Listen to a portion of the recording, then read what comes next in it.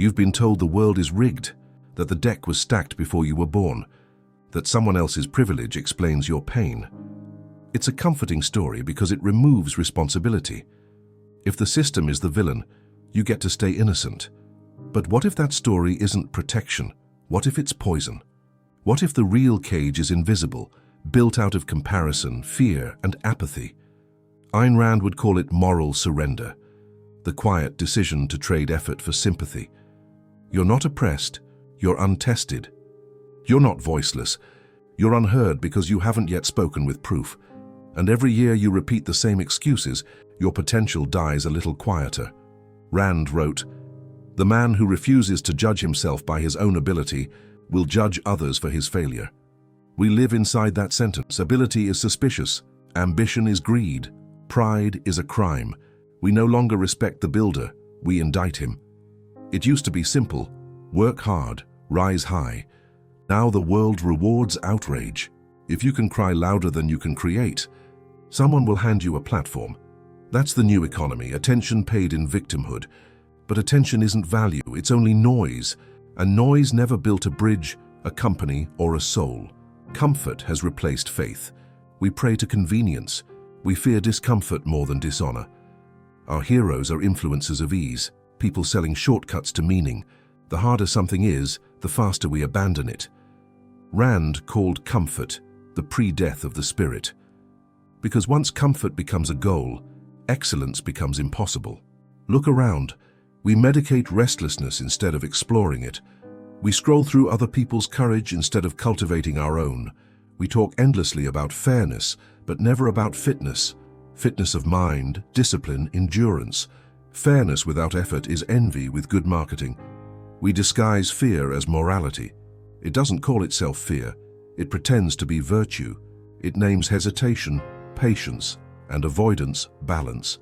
It dresses envy as moral concern and calls cowardice compassion. Equality sounds noble until it means lowering the bar so no one has to feel small. But you don't grow by shrinking the standard. You grow by failing to meet it and trying again. Competition doesn't oppress you, it exposes you. Exposure hurts, so we build ideologies to hide from it. Whole movements exist to protect fragile egos from the mirror of results. But the mirror is honest. It doesn't hate you. It only reflects you. And if you learn to look without flinching, you've already begun to win. The arena is the only teacher left that can't be bribed. It doesn't care about your background, hashtags, or excuses. It records effort in a language everyone understands. Results. Most people never step inside. They prefer the stands. Safe, loud, forgettable. They criticize the players for sweating too hard, then wonder why they feel empty. The arena will bruise you. It will humble you.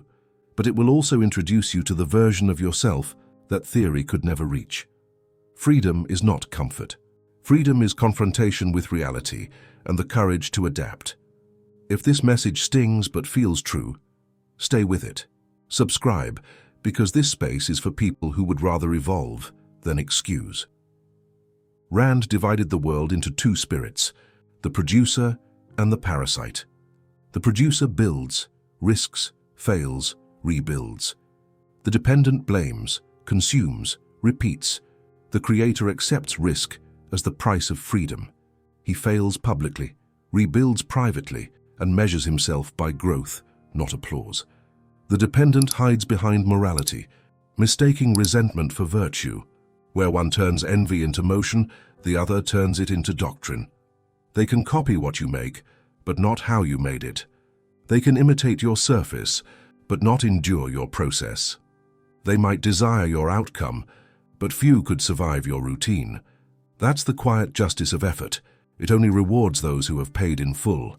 Our age celebrates dependence. We treat consumption as contribution and confuse opinions with output.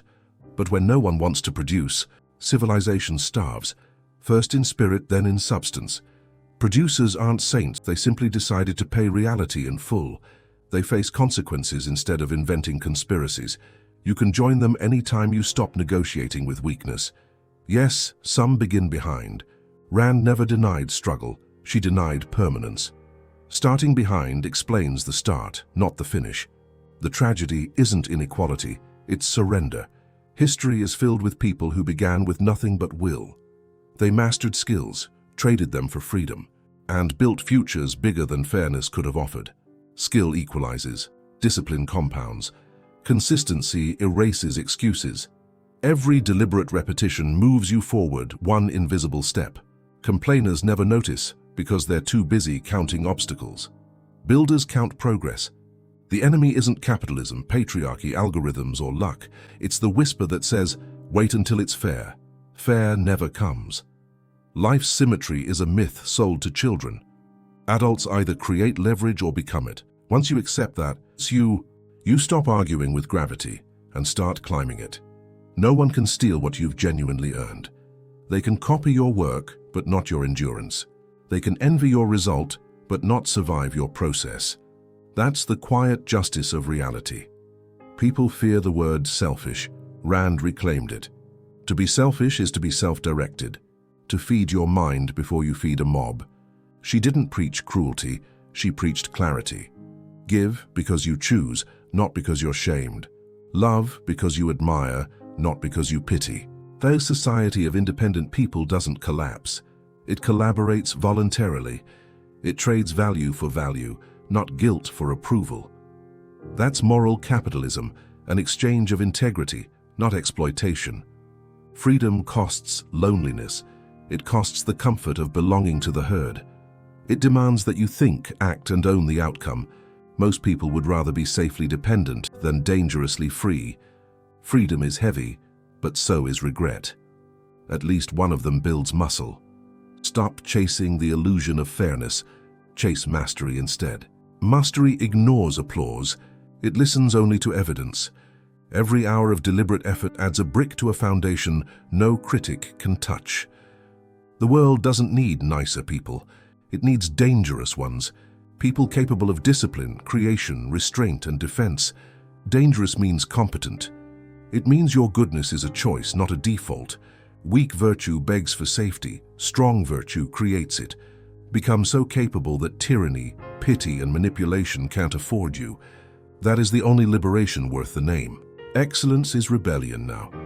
In an age of shortcuts, focus is an act of war. When mediocrity is celebrated, consistency becomes revolutionary. Do not expect applause, expect resistance. Every step toward greatness reminds someone else of what they abandoned. They'll call you arrogant to hide their apathy. Keep going. Their discomfort is proof you're creating contrast, and contrast is how light exists. Rand believed happiness was moral, not pleasure but purpose. The joy of using your mind to shape the world. Meaning isn't gifted, it's engineered. Each small improvement becomes evidence that existence can be noble if lived consciously. Legacy isn't a statue. It's the quiet competence that outlasts your name.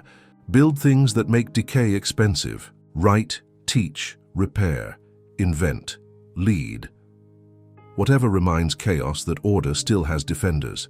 If this shook something loose inside you, don't let it fade. Pause. Write one sentence. What will I compete for this year?